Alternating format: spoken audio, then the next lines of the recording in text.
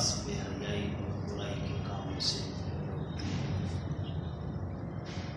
وَلَذِكْرُ اللَّهِ أَكْبَرُ، اور اللہ کا ذکر بہت بڑی عبادت ہے۔ وَاللَّهُ يَعْلَمُ مَا تَصْنَعُونَ، جو کچھ تم اعمال کرتے ہو اللہ کی ذات اس کو جانتی ہے۔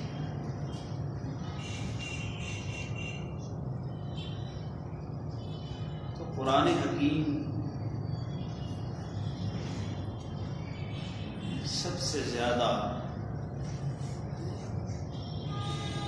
جس کے بارے میں بولتا ہے وہ ہے نماز۔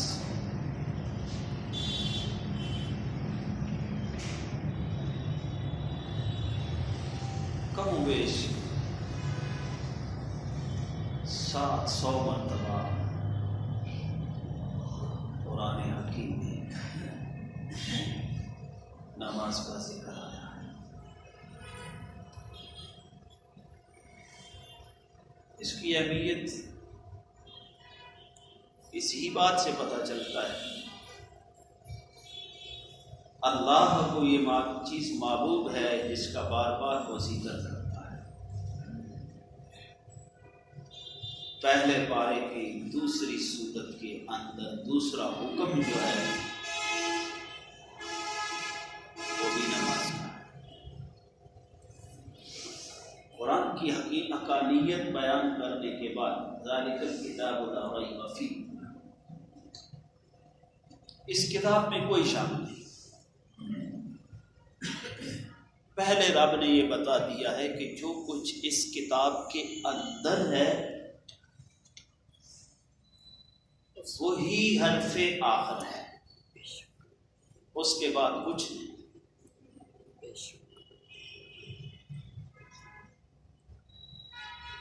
اس کے بعد اللہ رب العزت یہ فرماتے ہیں کہ ھدی للمتقین، ہدایت جو ہے اس قرآن کے اندر وہ اللہ سے ڈرنے والوں کے لیے، اور اللہ سے ڈرنے والے کون لوگ ہیں؟ الذین یؤمنون بالغیب ویقیمون الصلاۃ ومما رزقناہم ینفقون۔ اللہ سے ڈرنے والے وہ لوگ ہیں جو غیب کے اوپر پکا یقین رکھتے ہیں، جن کا یہ یقین ہے کہ ہمارا رب اللہ ہے، وہ ہمیں دیکھ رہا ہے، وہ ایک ہے، وہ وحدہ لا شریک ہے، اس کا کوئی باپ نہیں، اس کا کوئی بیٹا نہیں، اس کی ذات اور صفات میں اس کا کوئی ثانی نہیں، وہ بے نیاز ہے، وہ جو چاہتا ہے وہ کرتا ہے، جیسے اس کی مرضی ہوتی ہے وہ کرتا ہے، اس کو اس کے حکم سے کوئی روک نہیں سکتا، ہر کوئی اسی کا متی ہے، وہ کسی کا متی اور کسی سے مجبور نہیں۔ یہی ہمارا عقیدہ بھی ہے۔ الذین یؤمنون بالغیب، وہ جو غیب کے اوپر پکا یقین رکھتے ہیں، جس کو پتہ ہے میں نے مرنا ہے اور میرے مرنے کے بعد قیامت کے دن the day of judgment، یوم الحساب جو ہے، میرے رب نے مجھ سے میری زندگی کے بارے میں سوال کرنا ہے، وہ پھر اس سے ڈرتا بھی ہے۔ اس بات میں کوئی شک نہیں کہ دنیا کا حسن، اس کی رنگینی انسان کو بار بار کھینچتی ہے۔ 50 سال پہلے یہ حالات نہیں تھے جو آج ہمارے ساتھ ہیں،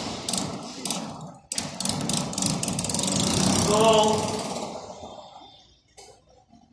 ڈر تو ہے، ڈرتا تو ہر کوئی ہے۔ جب سوال آتا ہے، پریشانی آتی ہے، تو پھر اللہ کے سوا انسان کو کچھ یاد نہیں ہوتا۔ کئی دفعہ زندگی میں بچپن سے لے کر انسان کی زندگی میں معاملات ایسے آتے رہتے ہیں نا بچپن میں اس کی استطاعت کے مطابق کوئی ایسا عمل کیا. ابھی بچوں کے امتحان ہونے والے ہیں، قریب ہیں، سارا سال نہیں پڑھیں گے، پھر بھی امتحان کے دنوں میں وہ دعائیں مانگیں گے اللہ مجھے کامیاب کر دے. تو جب بندہ بڑا ہو جاتا ہے تو وہ بچے کی مانند نہیں ہوتا. جب مصیبت آئے تو پھر اپنے رب کو یاد کرے. اللہ جب کہتا ہے ان اللہ مع الشاکرین ان اللہ مع الصابرین، اللہ تو صبر کرنے والوں کے ساتھ ہے، اللہ تو شکر کرنے والوں کے ساتھ ہے. تو اس اللہ نے ایمان بالغیب کے بعد جس کا ذکر کیا ہے وَيُقِيمُونَ الصَّلَاةَ، نماز کو قائم کرتے. جو اللہ سے ڈرے گا اس کا اس کی ذات کے اوپر یقین بھی پکا ہوگا، وہ نماز بھی پڑھے گا. وَمِمَّا رَزَقْنَاهُمْ يُنْفِقُونَ، اور اللہ کی راہ میں وہ خرچ کرے گا. اللہ کی راہ میں وہ خرچ بھی کرے گا. لَن تَنَالُوا الْبِرَّ حَتَّى تُنْفِقُوا مِمَّا تُحِبُّونَ، اللہ کی راہ میں پسندیدہ چیز وہی درجہ کمال کو پہنچتی ہے. یہ وقتی بات ہے، ہم اللہ کے نام پہ سوچ سوچ کے دیتے ہیں. چنگا بھلا مالدار آدمی دکھاوے کے لیے پتہ نہیں کیا کیا کر دیتا ہے، جب اللہ کا نام آتا ہے تو پھر سوچ سوچ کے بڑی مشکلوں سے گنتا ہے. کیسے مولوی کو تنخواہ دینے کے لیے 10 دفعہ گن، 1 روپیہ زیادہ نہ چلا جائے.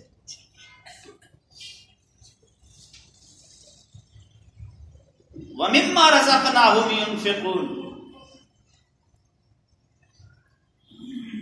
اور اللہ کی راہ میں خرچ کرتے ہیں. تو پتہ چلا کہ نماز جس کا اللہ بار بار ذکر کرتا ہے یہ انتہائی اہم چیز ہے. نماز اللہ نے فرض کی ہے. اللہ قرآن میں کہتا ہے اضاعوا الصلاة واتبعوا الشہوات فسوف یلقون غی، جس نے نماز کو جان بوجھ کر ضائع کر دیا وہ وادی غی میں، وہ وادی جس سے جہنم کی آگ بھی برآمد. کتنی شدید ہوگی وہ جس سے رب ہمیں ڈراتا ہے.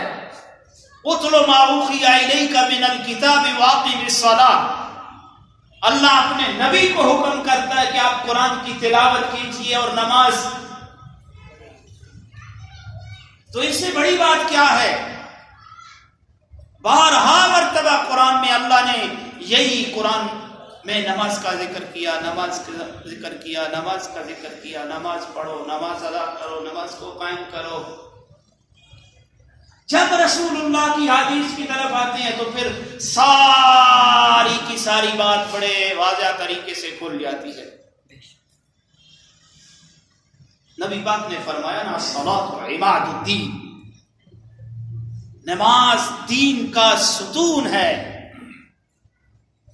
اب چھت بغیر ستون کے تو نہیں نہ کھڑی ہو سکتی، کم و بیش 4 تو اس کے نیچے ہوں گے. آج کل وہ شامیانہ لگاتے ہیں، اس کے درمیان میں بھی ایک تو ہوگا نا، اس کے بغیر کھڑا نہیں ہو سکتا. تو اللہ کے نبی نے تو یہ کہا ہے الصلاۃ عماد الدین، نماز دین کا ستون ہے. ظلم یہ ہے کہ ہم کہتے نہیں ہیں، ہم جن چیزوں کا زیادہ بیان ہوتا ہے لوگ انہی سے دور ہوتے جا رہے ہیں. مواقع تو بڑے ملتے ہیں تبلیغ کرنے کے، ہر بندے نے کوئی کل کر رہا ہے، کوئی 40واں کر رہا ہے. ہم پہلی مولوی کے پیروں میں اور کیا نام ہے اس کے گردن میں اور ناک میں نکیل ڈال کے اس کو کھینچ کے بڑے طریقے سے بیان لے کے آتے ہیں. مولوی صاحب سر بھی لگانی ہے، مولوی صاحب شعر بھی پڑھنے ہیں، روپیہ 20-40 ہزار آپ کے ذمہ ہے، اور صرف 40واں بیان کرنا، دائیں بائیں نہیں جانا ہمارے معزز مہمانوں کی توہین ہوتی ہے.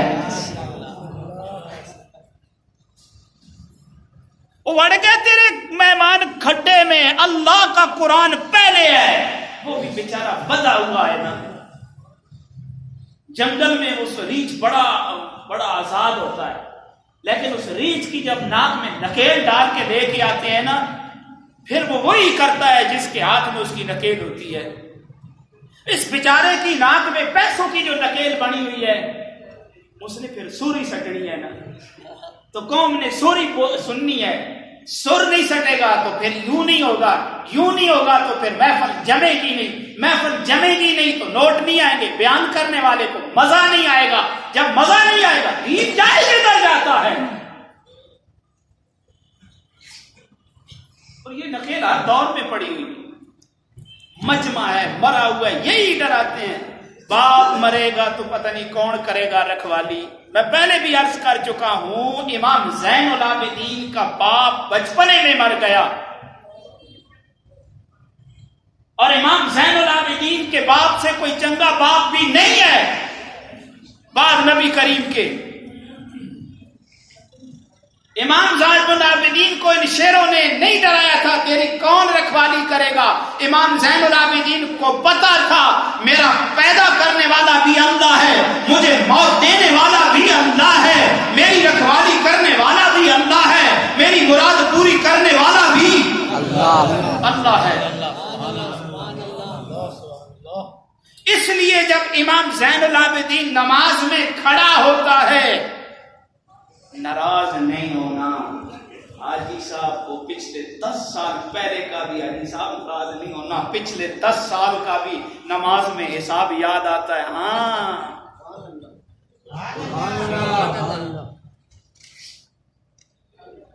پچھلے 10 سال کا کمپیوٹر کام نہیں کرتا، نماز میں وہ بھی کر جاتا ہے۔ سنیے ہمارے اسلاف کیسے تھے۔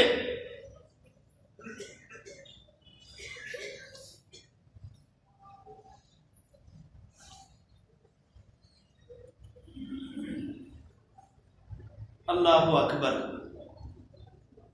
قصور تمہارا نہیں ہے، قصور ہمارا ہے۔ ایک لیے ایک رچ بنا دیا گیا ہمیں، اور ڈگڈگی والے جو ہے نا وہ نچاتے ہیں۔ 40ویں سے میلاد سے بڑھ کر یہ کون سے مواقع ہیں؟ بتائیں نا اس قوم کو کہ امام زین العابدین جب نماز میں کھڑا ہے، جس حسین کے محرم میں تم نعرے مارتے ہو، اس حسین کا بیٹا نماز میں کھڑا ہے، کمرے کے ایک کونے میں آگ لگ جاتی ہے، دوڑیں لگ پڑتی ہیں، باہر شور پڑ جاتا ہے۔ امام زین العابدین نماز میں، سبحان اللہ، تھوڑی سبحان اللہ سے بھی سبحان اللہ۔ امام زین العابدین نماز میں ہے، شور پڑ گیا، سلام پھیرا، حضور بڑی آوازیں دی ہیں آپ نے، کہا کیوں خیریت ہے؟ کہا وہ باہر آگ لگ گئی تھی، آپ کمرے میں نماز پڑھ رہے تھے، اس وقت چھت یہ لنٹر کی نہیں تھی، کچی چھتیں ہوتی تھی۔ 50 سال 60 سال پیچھے چلے جاؤ نا، کوئی ساری لنٹر کی پیداوار تو نہیں ہے نا۔ مجھے تو یاد ہے، مجھے ہسٹریاں بھی یاد ہیں، کیا کچھ تھا، کوئی 60 سال پیچھے چلے جاؤ، یہ سسٹم نہیں تھا، آگ لگی تھی، آگ لگ گئی، کیا ہو گیا بھائی؟ آگ لگی تھی، ہم آپ کو بچانے کی کوشش کر رہے تھے۔ سنیے میرے امام کے بیٹے کا جواب، کہا تم مجھے دنیا کی آگ سے ڈراتے ہو، میں تو جہنم کی آگ سے بچنے کی کوشش کر رہا تھا۔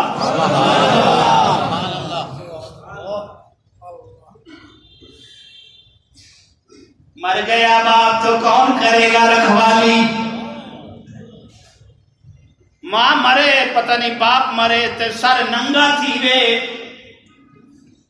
اور بیچارہ شودیا تیری کون کرے گا رکھوالی؟ جب تیرا یقین بن جائے گا تیرا رب اللہ ہے، سبحان اللہ، تجھے پیدا کرنے والا، تیری زندگی کا ٹھیکہ، تیری موت کا ٹھیکہ، تیرے رزق کا ٹھیکہ، تیرے اچھے برے کا ٹھیکہ جب تیرے رب کے پاس ہے، پھر تجھے فکر نہیں۔ پھر فکر نہیں ہے. اگر یہ بات ذہن میں آ جائے کہ تیرے نبی نے فرمایا لِكُلِّ شَيْءٍ عَلَمٌ وَعَلَمُ الْإِيمَانَ الصَّلَاةُ، ہر چیز کی نشانی ہوتی ہے اور ایمان کی نشانی علامت نماز ہے. تو پھر ایمان ہوگا تو دل میں تڑپ پیدا ہوگی. جب دل میں تڑپ پیدا ہوگی تیرے ہاتھ اٹھیں گے، رنگ بھی لگائیں گے.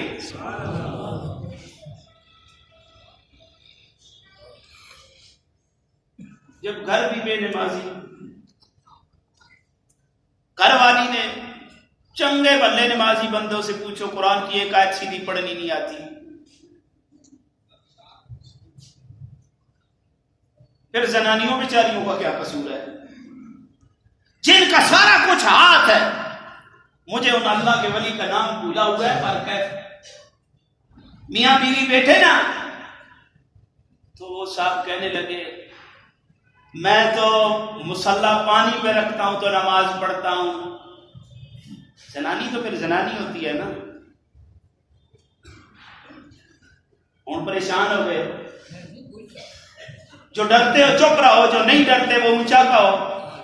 سارے ڈرتے ہو. وہ بھائی اس میں ڈرنے میں گزارا ہے. ہاں وکری گل ہے کہ حاجی صاحب نہیں ڈرنے، باقی سارے حاجی ڈرنے میرے سمیت. میں سارے تو زیادہ ڈرنا ہے کیوں کسی کے ڈر میں خیر ہے.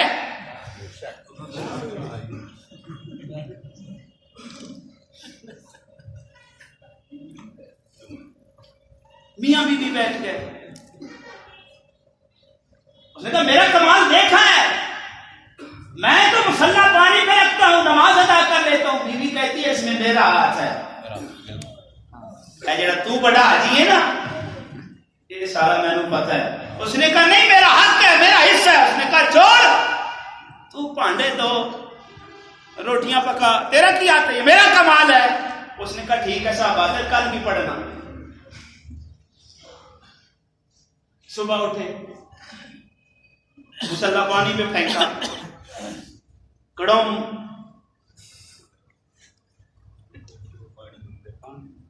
پانی کے اندر.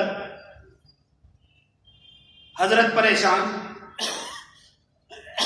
گھر چلے، دوسرا لایا، وہ پانی پہ پھینکا، وہ بھی نیچے چلا گیا. منہ بنا کے واپس آ گیا. پریشان بیٹھے.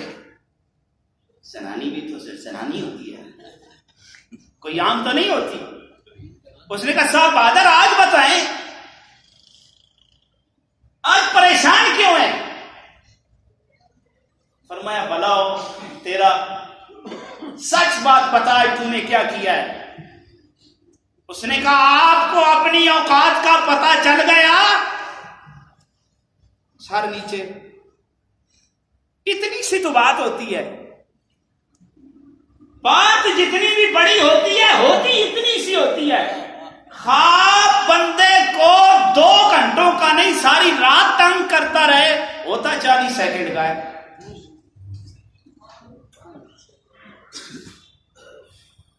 مان گئے میرا ہاتھ ہے نہیں جی،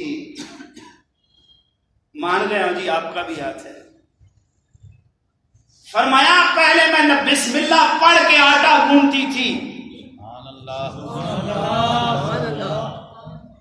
اٹھ کے تہجد پڑھتی تھی، صبح نماز پڑھ کے آپ کو ناشتہ دیتی تھی. آج نہ میں نے تہجد پڑھا ہے، نہ صبح کی نماز پڑھی ہے، نہ ناشتہ بنانے کے لیے میں نے بسم اللہ پڑھی ہے. برکت کہاں سے آئے؟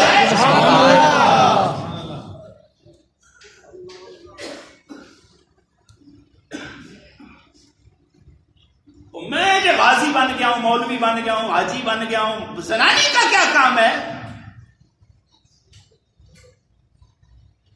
یہ کمال ہوتا ہے، یہ برکت ہوتی ہے ایک بندے کی وجہ سے. پھر وہ اپنی غلطی بھی مان گئے. تو یاد رکھ، بڑی جملہ کہنے لگا ہوں، اگر تو نمازی ہے نا اور تیری نماز تیرے معاملات میں نظر نہیں آتی، پھر یہ سمجھ لے عادت ہے؟ اب مجھے یاد آ گیا، یہ میں نے بات کہیں پیچھے بھی کی ہے، آپ کو بھی یاد آ گیا، سننے والے جو ان کو یاد آ جائے۔ دسو نا کہ ایک ہی کیتی جاندے ہو، لو بھی پیتی جاندے ہو تے حج بھی کیتی جاندے ہو، کھا کے بال یتیماں دا پج مسیتی جاندے ہو۔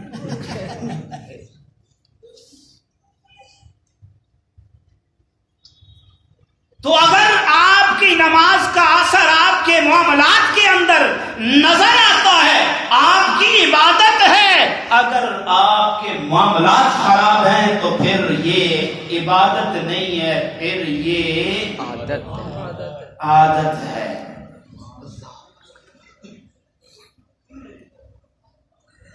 اس لیے نماز کو اللہ کی عبادت سمجھ کے، نماز ایسے پڑھو جیسے پڑھنے کا حق ہے۔ میں تو نہیں کہہ رہا نا، اللہ کے رسول کا فرمان ہے، من ترک الصلاۃ متعمدا فقد کفر جہارا۔ جس نے نماز کو جان بوجھ کر ضائع کر دیا، اس نے اعلانیہ کفر کیا۔ عبرانی شریف کی حدیث ہے، اللہ کے نبی کا فرمان ہے، ہمیں تو اس کی فکر ہی نہیں ہوتی۔ او جی حقوق العباد کا خیال کرو، حقوق اللہ تو اللہ معاف کرنے والا ہے، حقوق اللہ ہی کی بات کرو۔ پہلا حق ہے اللہ کی توحید، نبی کی رسالت کا اقرار کرنا، ماننا، نہ ماننا اس کا انکار کر۔ پھر دیکھ کہاں سے منطقیں اٹھا کے لے آتے ہیں۔ دیکھو پہلا حق ہے نا، حقوق اللہ نہیں ہے، پہلا حق ہے۔ میں گواہی دیتا ہوں اللہ محمد رسول اللہ اس کے نبی اور رسول ہے۔ پہلے حق کا انکار کر، کدھر جائے گا پھر؟ کچھ پیچھے بچے گا؟ نہیں بچے گا۔ اس لیے اللہ کے رسول کا فرمان ہے، جس نے 2 نمازیں ضائع کر دی، یا تو سارا کا سارا ٹبر ہی،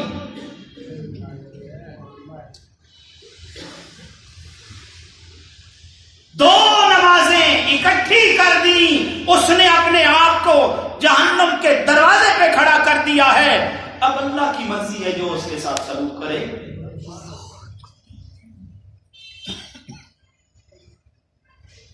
تو نماز کتنی اہم ہے، کتنی اہم ہے نماز۔ ہر چیز کی فرضیت زمین پہ ہوتی ہے، نماز کا تحفہ رب دیتا ہے نامقام پہ بلا کے۔